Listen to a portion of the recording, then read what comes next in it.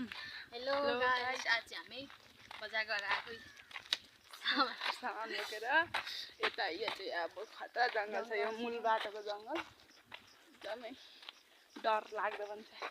भुतियाको खाने हुन सक्छ। मान्छे मरेर मलाई यहाँ निस्केर कति डर लाग्दैन। तपाईलाई डर लाग्छ? नन्दनमा चाहिँ अब डर गरेर आएको छौँ ब्याडमिन्टन खेलेर। के भन्छ ब्याडमिन्टन बोल्नु पनि आउँदैन।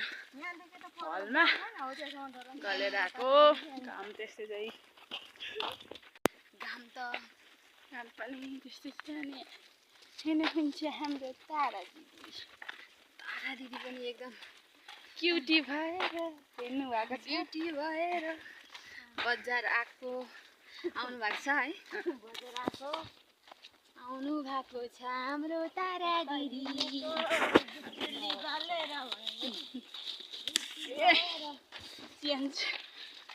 अनि हामीलाई चाहिँ यहाँनिर क्यामेरा मजाले पक्रिनु आउँछ नि त, त्यही भएर हामी चाहिँ यता र उति पार्दै हल्ल्याउँदै